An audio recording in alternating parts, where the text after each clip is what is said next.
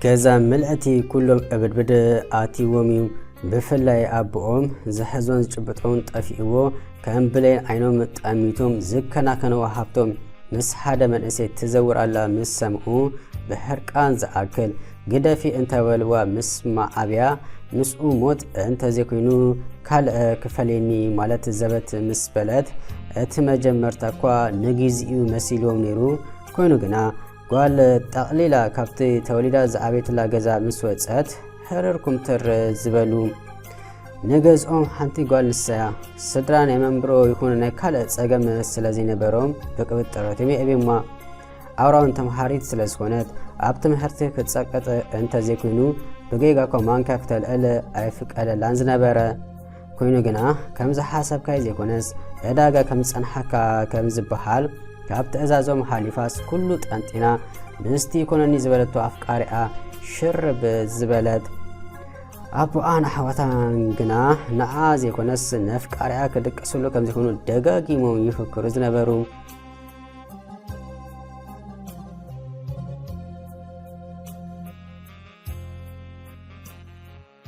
فيوري قول أسر شاقات أمت كتكون كلا هينوك دما ود إسرا من أسيوم أغاقات آمي كابتم هرتي تفديسا سلست أودات اندا تلافخو من قد مهلاف مسكال أوا الأبيلا زيت فلتوك نسا بين حوي إز كلو كتصبيك أبي دونغي خيلا بزي لباقويا مستحق فتو حوا سلازم سلوم قادفو مازخدوم ليل بكمزيز جمر كابتاس سلست أراربو ما انت رسون غزان حينوك تقابيت مهرتا سلاز نبره ككت فدس كبابي غزاوتا عبسحوا زملاز نبره بكامزي كي تردؤهم كلت يوم أبعمي فقري تحلوم فقري بفقره كساب كبراتا يحليفا تبتس حلو درجات بتسحو اتما جمرتا يحواتا تسنسنتا كوا يسمعو انت نبروم كوينوغنا وري سلازبلو اموه امستي ابت مهرتي تقدسو غلق ديا قبرولان يقدس اتزارباتات اندا تدغاغم مسمصه كطراطرو سلازجمرو مستكاتاتلوا اتزبحال كله حق كونو سلازراخو قال كابتن هرتا ابصما بوتا مساف قاريا اندا خدت تحلفو غيزي يبزح سلازنبره نازي زستبحالو يحواتا مجمرتا كوا بعلاتهم كسحالوا انت جمرو كوينوغنا اتزاربا ابزني ابوم سلازبصح قالي فصيما ايتولونا يامناي كابغزا نتمحرتا كابتن هرتا تخ الى نابغز سلازبله كامنو مستصقمه ويود غيزي كوينبر ابو حقي زنبره انبركه قال انترفو تخ الى مخاده كلا ايتفلت انزنبرت ناتا حاسا وي الاما بزل على نطبي تمريا نيم ارغ مشلا ميزنبره كندز خونون ليتن قطرن ابرتي تصعر سلازنبرت انترفو قداميت موصا بغيغا كالاي كمان قريبا تفلطن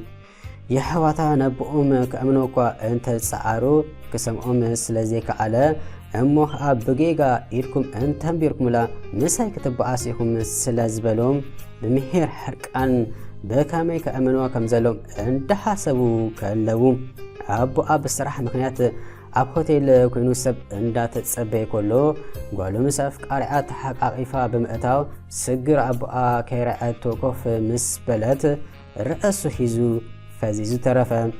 كوينو جنا اتون كمان صبان توحدهم امناي بينهم عالم زنبرو فقرات كابتا كوف زبلولا ساعات اتحيزم كتحاساسيو مش ابت هوتيل اب عالم كمان سبزلو يمسلوم ابو اب قرمي انتو غدنا غالوك ازب دحر مصنا سلازي كعلوم فتفت اندابله وتف مسبلوم غال ابابوكا انت بلت بسم باده كوينو جنا بهوتو نمجمرتا غزي ايد وس بمبال بصفيت زلاددا بر نزا بلين عيني حادثه بكايتن كفله اندابله مش كتنكفا لالعقن يحنقو يابيوا يقداس سلازي كعلو اصابتو ابتلسلس غصا كساب استرف زلاددا بسم باده كابت كف الى تسع سلصنحت سنكلكل الىون مليسا كف بلد هرقانو قاصر انت فتنسب اي بين افقاريا نفقاريتو دحاندخ اندابل نابا صق مسبلم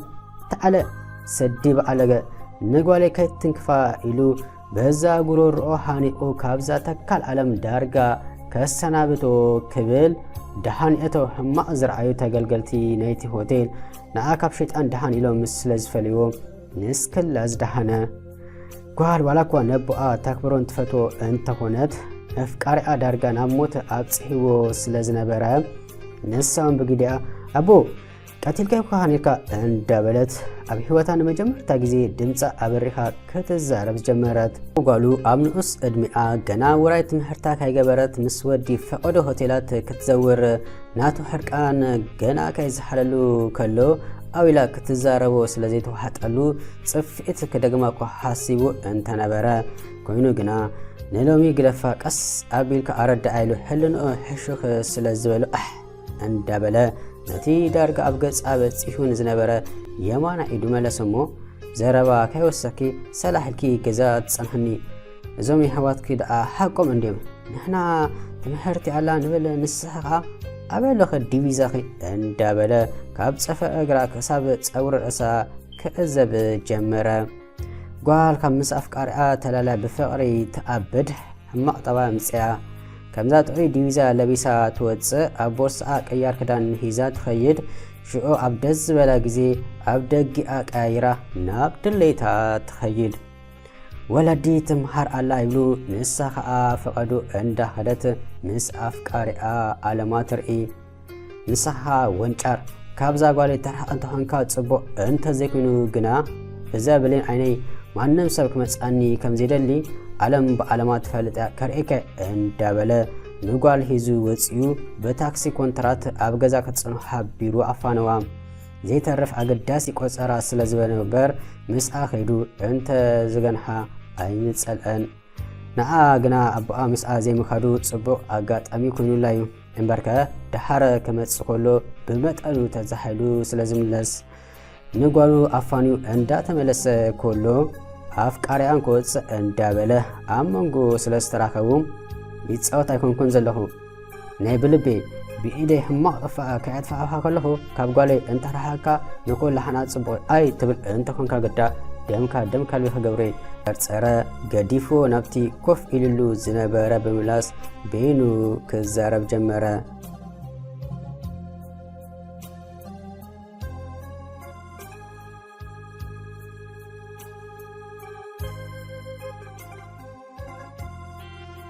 ኣደ ገጽ ጓላ ምስ ረኣየት ንጓለይ መን እዩ ከምዚ ገይሩለይ እንዳበለት ወይ እኳ እንተብዝሐት መልሲ ስለዘይ ሰምዐት ግዳ ብጭንቀት ተወጢራ ኮላይ ኣቦኣ ጉዳዩ ወዲኡ ምስ ኣሕዋታ ገዛ ዝመጸ ኮይኑን ካብዚ ወዲ ርሒኪ ውራይ ትምህርትኺ ግበሪ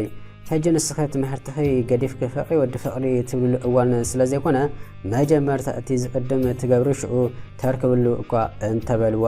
ካብኡ ሞት እንተዘይኮይኑ ዋላ ሓደ ክፈለኒ ዝኽእል ሰብ የለን ኢላ ስለ ዘቕበፀት ክሳብ ዝኸውን ካብ ገዛ ከይትወፅእ ኢሎም ንክልተ ሰሙን መልኣታ ኣብ ክፍሊ ከም ተእፁ ዝገበሩ ኮይኑ ግና እንተስ ሕለክ ድሂዝዋ እንተስ ኣብ ዝተኣፀተሉ ግዜ ፍቕሩ በርቲእዋ ገጹ ከይረኣኹ መግቢ ኣይበልዕኒ ትብል ዝነበረት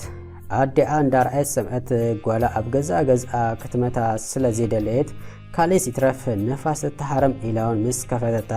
ሽዑ ዝወፀት ኣይተመለሰትን።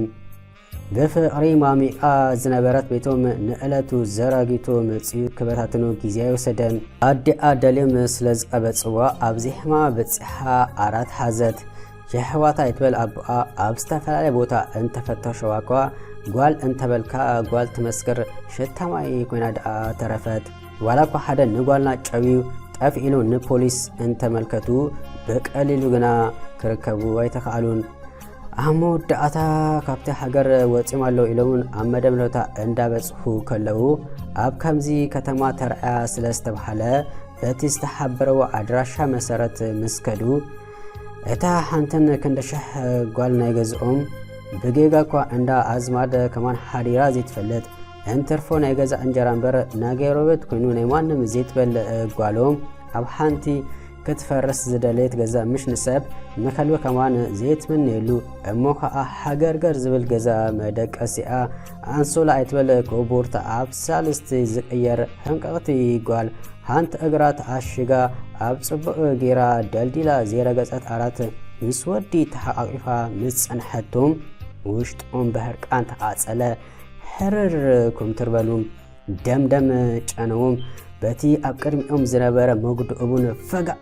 ኣበሎ ዝብል ሕማቕ ስምዒት ንኩሎም ክደፋፍኦም ጀመረ። ኮይኑን ሓደ ካብቶም ኣሕዋታ ነቲ መጉድእቡን ኣልዒሉ ፈጃእ ከብሎ ክብል ኡይ ኢላ ኣብ ልዕሊ ዓርካ ዘርግሕ ስለ ዝበለት ንስክላ ወዲ ርእሱ ካብ ብርጭቕ ሕምሽሽ ከምባል ደሓነ። ተዓለይ ሎሚ ነዚ ከይቀተልኩ ካብ ዝገዝእ ኣይውፅኒ እንዳበለ ከኣልውካ እንተፈተኑ መጀመርታን ኣይቀቲልኩም ኢኹም ናብኡ ትሰግሩ ኢላ ስለ ዘቕበፀት ዝገብርዎ ስለ ዝጠፍኦም እንዳበሉ አንጠልጢኖም ንጓሎም መኪና ጽዕኖም ናብ ገዝኣ በምላስ ጓልና ጨውና ኢሎም ንኡን ስለ ዝኣሰርዎ ጓል መሊሳ ኣፍትሕዎ እንዳበለት ናይ መግቢ ዓድማ ከተካየደ ንብረት ናይ ገዝኣ በብሓደ ክትሰብር ጀመረት።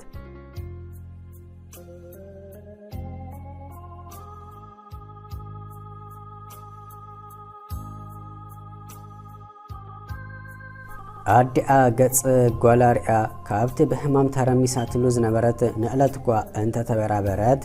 ናይ ጓላ ግና ናይ ነገር ጥዕና ኮይኑ ስለዘይተሰምዓ ኣንታ ገለ ደኣ ገይሩላ ከይኮን ከም ምባል ኣይረፈትን በርከ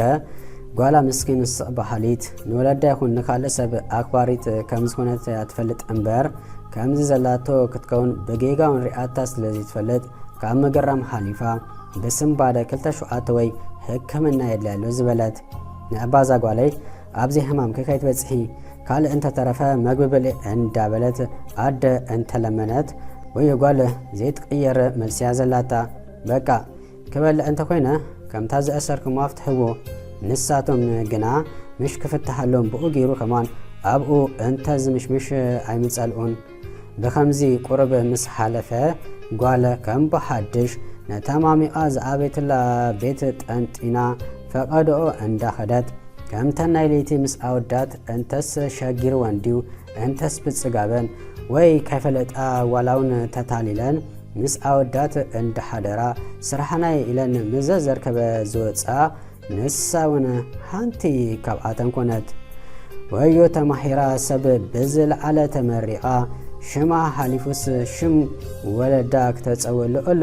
ተፅቢት ዝገብረላ ዝነበረት ጓል ኣብ ንዑስ ዕድሚኣ ሃንሳብ ካብኣ ምስ ብክልተ እስፊ ንዝኣብዩ ሃንሳብ ምስ ሰክራማት ክትወፅእ ተስፋኣ ከም ኣምፖል ኣብ ክንዲ ዘብርሕ ከም ካሮት ንታሕቲ እንዳኣበየ ካሮት ስኳ ዓይነ ሰብ የፅሪ በሃል ናታ ግና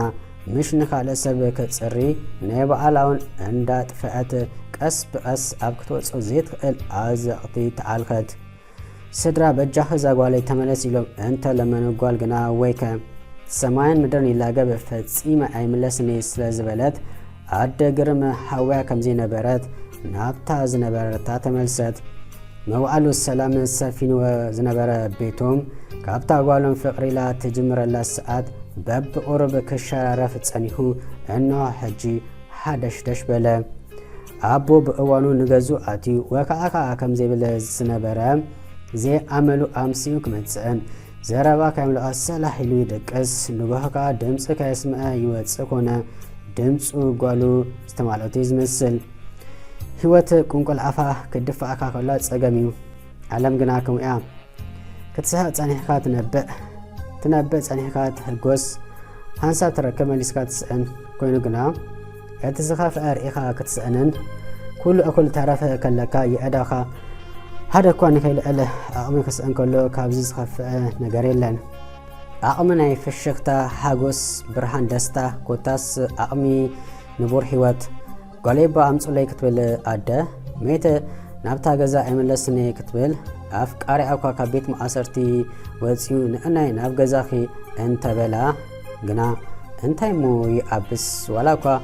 ገጽ ኣፍቃሪኣ ብምርያ ሕጉስቲ እንተነበረት ድሕር ማይ ናብ በዓቲ ኮይኑ ድሮ እዛ ምስኪን ጓል ዘይከብዳ ፂራ ዝነበረት ምፅዋር ኣዋርሕ ዝገበረ ንኣ ልደ ካብ ሓልዮት ዝተለዓለ ክትቋፀረ ፅቡቕ እኳ እንተኾነ ኣቐኑ ዝሓለፈ ምዝኸውን ግና ዘይተደለየ ሽግርን ሰዓብን ከምጽእ ስለ ዝኽእል ምስተኻለ መጠን ከም ሓፍቲ ጥራሕ ዘይኮነስ ከም መሓዛ ጸገ ኢልካ ከተረድኣ ክትፍትን ኣለካ እምበር ባይሊ ኩሉ ነገር ክትፈትሕ ምፍታን ንኹሉ ጽቡቕ ስለ ዘይኮነ ልቦናን ጥንቃቐን ዝሓትት ጉዳይ እዩ።